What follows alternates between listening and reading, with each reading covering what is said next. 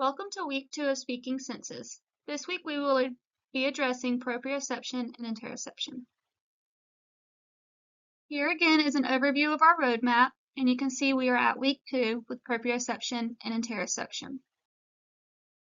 Here are the program facilitators again: Cameron Cook, Paige Barron, Madison Walton, and Ikra Malik. Just as a review, sensory processing is how we interact with our environment through all 8 of our senses. This week we will specifically be talking about proprioception and interoception.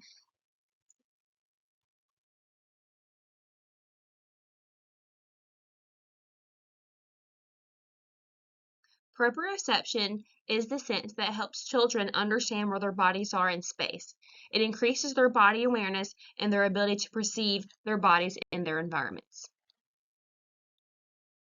The proprioception sense helps with a lot of daily activities and skills. It allows children to know where their bodies are in space. So, for example, children can close their eyes and still know where their body is. So if a child were to close their eyes and raise their left hand, you could say, "Where's your hand?" And a child with adequate proprioception processing could tell you, "My left hand is raised." Additionally, a child can scratch and itch without physically looking at where they're scratching. They're able to perceive, "My ankle itches, I'm going to reach down and scratch my ankle," without necessarily having to look down and scratch. It also helps children determine how much force to use. And so we see this when children are carrying an egg or something that's fragile. They know they can't squeeze or put too much pressure on it or it'll break. It also helps with handwriting and things like that. So where a child isn't like bearing down so hard that their paper breaks or their pencil breaks, but they also don't bear down, too lightly, to where they can barely even see the writing on the paper. So it really just helps modulate that pressure and sense of effort in regard to controlling one's limbs and determining where their body is in space. Children can be over-responsive or under-responsive to proprioception input. However, typically children are under-responsive to proprioception input, as you can see this delineated in the slide. And so when they are under-responsive, they typically seek out more input. And so under-responsiveness looks like children may be walking into the objects as if they don't even know that they're there. So they're unable to perceive their body awareness and know where their body is in space. So they may bump into objects because they didn't realize how close they were to the doorway or things like that. Children also may hyperextend their joints and put their bodies at end range because they're trying to get increased input into their joints and muscles. You may see them walking on their tiptoes or throwing themselves heavily onto the floor in an attempt to get more input into their body. They also may hold an object with excessive pressure and force because they're unable to determine and modulate that sense of pressure. They also may sit with their knees tucked under themselves or engage in rough play and use too much force simply because they are unaware of their body's spatial awareness and things like that.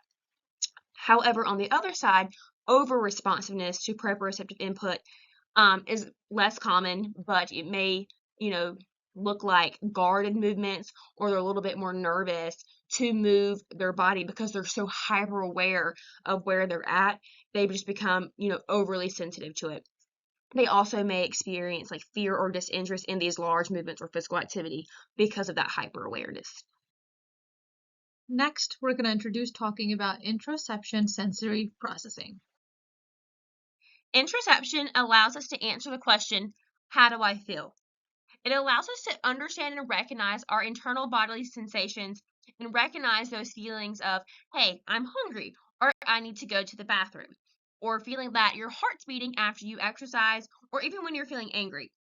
So, for example, you put on a sweater because you feel cold. You drink water because you feel thirsty.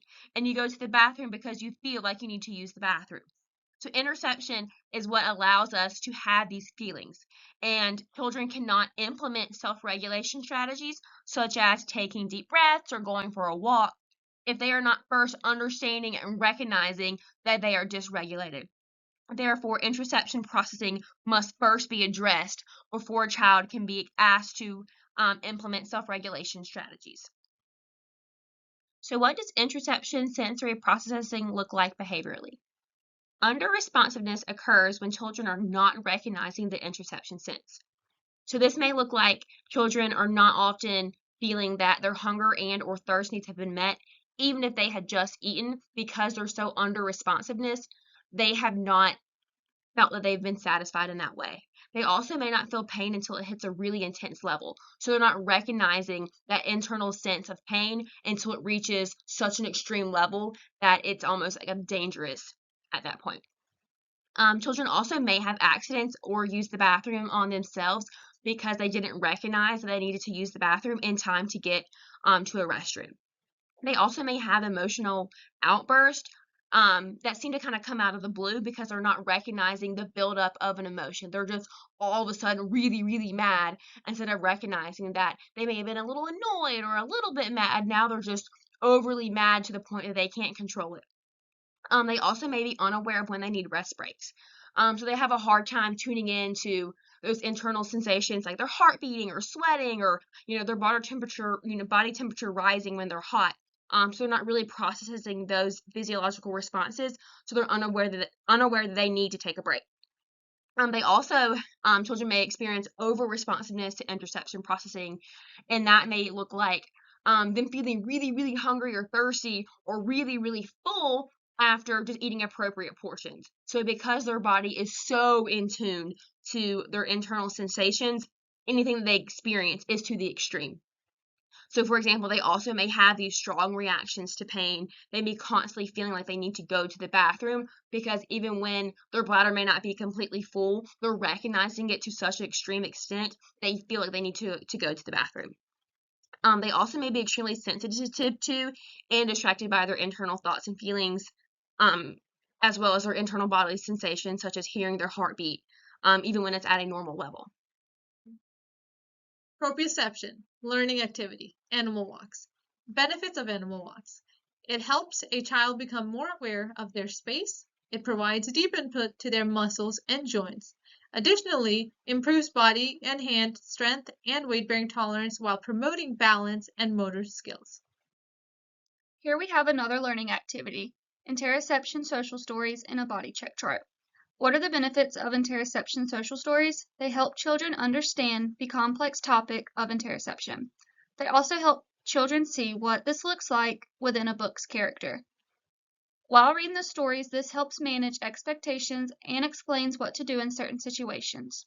For example, what do you do when your bladder feels full? You go to the bathroom. A story can walk through the process of realizing you have to use the bathroom and then going to the bathroom. Next, what are the benefits of a body check chart? This provides a visual for children to follow as they recognize what their body parts feel like. So it can feel like your heart's beating fast and they can see the chest where the heart is. It can also feel like your arms and legs are wiggly, and that just means they're overstimulated or overexcited. This can mean certain things throughout certain parts of the body. Our next activity is creating shake-it tubes. The benefits of shake-it tubes include providing feedback into the children's hands when you shake the bottles.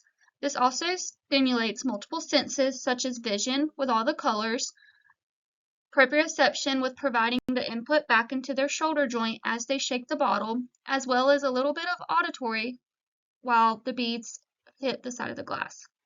Shaking provides input back to the children's joints and muscles, bringing awareness to their bodies of where their arm is and what their arm is doing with the activity. Thank you for tuning in to Speaking Senses, talking about interoception and proprioception. If you have any questions, feel free to email us at speakingsensesmu@gmail.com. Thank you.